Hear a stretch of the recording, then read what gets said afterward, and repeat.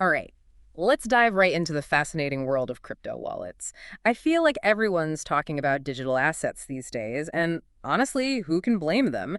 But figuring out how to keep those assets safe, that's the real game, right? It really is. What's so interesting to me is how crypto wallets, they represent like a fundamental shift. We're not just talking about digital currency here, we're talking about digital ownership. Yeah. And these wallets, they are the key, literally. We're kind of creating a whole new financial system, aren't we? It's like being on the ground floor of something huge.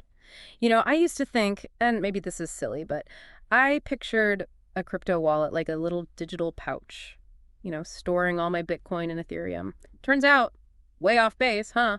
It's a common misconception. Think of it less like a pouch and more like a high-tech keychain. It's not actually holding the coins themselves, but the keys to access them. Okay, I like that, a keychain. So if my coins aren't actually in the wallet, where are they? What's the deal there? That's where the blockchain comes in. Imagine it as a massive public ledger. Every single crypto transaction ever is meticulously recorded on this ledger. And get this, it's not stored in one place. This ledger is distributed across a whole network of computers, makes it almost impossible to tamper with. Wait, so it's like a global, transparent spreadsheet tracking every Bitcoin transaction, every Ethereum trade, everything. That's kind of mind-blowing. Exactly, and that's where your wallet comes into play. See, it holds what we call your private keys. These keys, they prove you own those assets on the blockchain. They give you the power to actually do something with your crypto, like make transactions, just like a physical key unlocks a physical door. Makes sense. And just like you wouldn't give someone the key to your house, you can't be sharing these private keys around.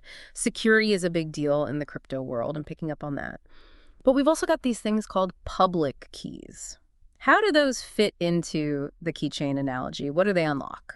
Think of your public key like your account number. If someone wants to send you crypto, that's what you give them. Your private key, though, that's like your secret PIN. It's what lets you access and manage the funds linked to that public key. No one else should ever have that. So two keys, two parts to this secure transaction system. I give out my public key to receive, but my private key, that stays with me, guarding my treasure. Okay, I think I'm getting it. Now, you hear all the time about hot wallets, cold wallets, all kinds of wallets. Seems like there's a whole spectrum of choices depending on, and what you're trying to do, right? So where do we even begin to unpack all that? It's a great question, and you're right, there are a lot of options. It's a bit like, and this might sound familiar, it's like choosing between carrying cash in your pocket for everyday expenses, easy, accessible, versus storing valuables in a safe deposit box, secure, less immediate. Right. Both have their purpose. Those everyday wallets, the ones we use frequently, we call those hot wallets, while the cold wallets, they're for that serious long-term storage. Yeah. Extra security. I'm all about convenience, but I'm also really big on security. Sounds like it's a classic trade-off, am I right? Exactly. It's all about finding that balance, finding what works for you, for your comfort level. Hot wallets, now those are connected to the internet directly. Makes them ideal for, frequent transactions. So if I'm like the kind of person who's trading often, making smaller transactions here and there, a hot wallet gives me that easy access I need. Precisely.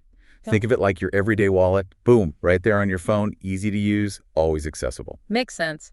Are there any particular hot wallets that come to mind? Ones that are, I don't know, considered the popular kids on the block? Oh, absolutely. You've got your MetaMask, your Trust Wallet, Coinbase Wallet. These are all well-regarded hot wallets. User-friendly, which is a big plus. I've definitely heard of those. Okay, and maybe this is me being overly cautious, but what about the downsides? We talked about the trade-off, the convenience versus security thing. What are the risks with a hot wallet? Just so I'm, fully aware. Of course, and it's good to be cautious. So being connected to the internet, that's the big one. Makes them a bit more susceptible. You've got your hacking attempts, phishing scams where someone's trying to trick you into revealing your private keys. Even malware designed specifically to, steal your info. It happens. So it's a bit like, I don't know, leaving your wallet on a park bench. Convenient, maybe, right, but not the most secure move. There you go. That's a great way to put it. And that's where cold wallets come in. They're offline, completely. Purpose-built for security, especially if you're holding, significant amounts of crypto long-term. So this is where those hardware wallets come in, right? Ledger, Trezor, those are the names I see. They look so high-tech, like something out of a spy movie, all sleek and futuristic. You got it. Physical devices often look like a USB drive, and they store your private keys offline. completely disconnected from the internet. That's the key. No internet connection, way, way lower risk. It's like, instead of that park bench, it's like having a safe, a really, really good safe, tucked away where no one can find it. Okay, yeah, that paints a picture for sure, especially if I'm, serious about security. Holding on to those digital assets long term sounds like the Fort Knox of crypto storage. But regardless of which way I go, hot or cold, I got to get the security basics down, right? Those non-negotiables, the things everyone should be doing to protect their private keys no matter what. Absolutely. Couldn't agree more. It's like you can have the strongest lock on your door, the most sophisticated security system. But if you leave the key under the welcome mat, well, kind of defeats the purpose, doesn't it? Right, okay, point taken. So what are those essentials? Let's break it down, give the people what they came for. First and foremost, write this down. Never, and I mean never, share your private key with anyone. Ever. This is it. This is the key to the kingdom. Giving someone the keys to the kingdom, yeah, not a good look. So we're keeping those private keys super secret. Where's the ultimate safe spot for these things? What's the best practice? Think offline and secure. Write it down old school and store it in a safe place, preferably fireproof, because why not, right? And remember, this is important, no digital storage, no computers, no phones, and definitely not the cloud. Too risky, too many ways for things to go wrong. Got it. Offline, secure, treated with the utmost respect. Check. Now, what about this two-factor authentication thing? 2FA, everyone's always talking about it. How does that play into all this? 2FA, that's your extra layer of protection. Think of it like this. You've got your password, right? That gets you to the door. 2FA, that's like having a security guard check your ID before they let you in. Even if someone gets your password, they're not getting past that guard without the right credentials. Okay, so it's like double locking your digital front door? Yeah. Love it. Any other security must-dos that we should be thinking about? Definitely. For those using hardware wallets, and this is key, only connect it to your computer when you absolutely need to. Making a transaction, updating the software, that's it. Otherwise, keep it tucked away, offline, safe and sound. Like a treasure chest. Only open on special occasions. Love the visual. What about the seed phrase I keep hearing about? What is that exactly? Oh, yes. The seed phrase. Okay, this is important. Think of it like your master key, your backup plan, just in case. It's a series of words, usually 12 or 24, and you can use it to recover your entire wallet. Like, if you lose your device or forget your password, this is your lifeline. Okay, so we're talking like seriously important stuff here. This isn't a scrap of paper you leave lying around. Exactly. Treat it with the same care as your private key. Store it safely, offline, and make sure only you can access it. No exceptions. Got it. Treated like the crown jewels. Now, switching gears a little bit, let's talk about, those common wallet mishaps, those oops moments we've all had, because let's be real, we've all been there, right? Oh, absolutely. Especially in the crypto world. Things move fast. It's easy to make mistakes. But the important thing is to learn from them. Exactly. So let's dive into some of those common pitfalls and, more importantly, how to steer clear of them. What's the first one that comes to mind? Oh, so many.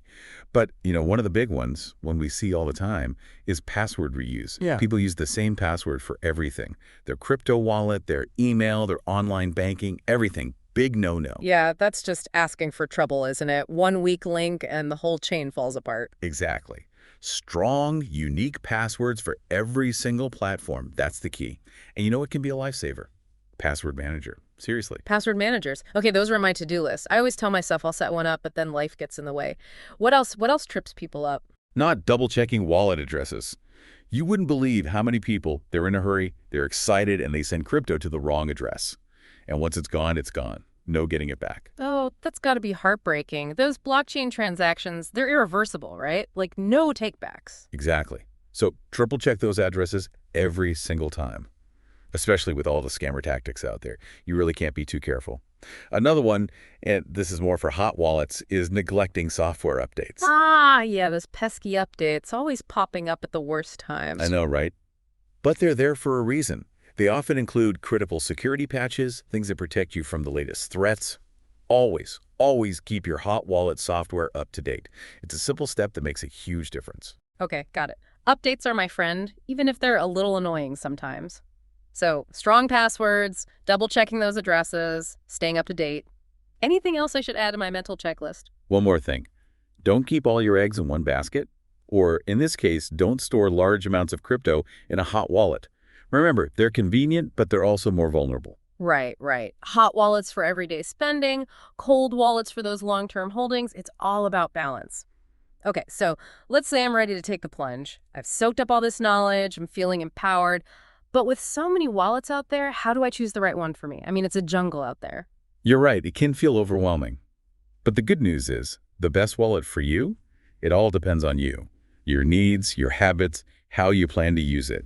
Not one right answer for everyone. Okay, I like that. So what are the key questions I should be asking myself when I'm making this decision? Think about your crypto habits. You have an active trader buying, selling all the time. Mhm. Or are you more, buy and hold, watching those investments grow? Okay, so my trading style, that factors in. It's like, I don't know, choosing between a sports car and a sturdy SUV. Different vehicles for different journeys. Perfect analogy. So if you're that active trader, a user-friendly hot wallet, like we talked about, Yep. MetaMask, Trust Wallet, those could be great options. Quick transactions, easy access, you can react to the market in real time. Got it. But, and I'm sensing a but coming here with that convenience comes the responsibility of, well, of upping your security game. Exactly. Strong passwords, 2FA, all those best practices we talked about, those are non-negotiable with a hot wallet. Makes sense. Now, what about those long-term holders, the ones who, they've got their crypto strategy, they're in it for the long haul, security is their top priority. What's the best approach for them? Hardware wallet, all the way. Ledger or Trezor, those are your gold standards. Offline, maximum security, the Fort Knox of crypto storage. If you're holding significant amounts, long term, it's really the way to go. Peace of mind and all that. Peace of mind, that's priceless. Okay, last scenario here. I'm newbie, just dipping my toes into the crypto waters. What's a good starting point for someone like me, just to get my feet wet, get comfortable with the basics? I love that you asked that. For beginners, honestly, starting with a simple mobile wallet, that's a great strategy. Trust Wallet, Coinbase Wallet, those are both really user-friendly, easy to navigate, gentle learning curve. Get a feel for sending and receiving crypto, see how it all works before you, jump into the deep end. Like those floaties they give you in swimming lessons. Start slow, build confidence. Love it. Exactly. And as you become more comfortable, more familiar with the whole ecosystem, well, then you can explore those more advanced features, those different wallet types. But the key is start with what feels right for you. Do your research, compare options, and choose a wallet that aligns with, your risk tolerance, your goals. This has been so insightful. I feel like we've covered so much ground. Absolutely. I think that the main takeaway here, and it's a big one, is do your research. Choose a wallet that fits your needs, your risk tolerance, and never stop learning. The world of crypto, it's always evolving.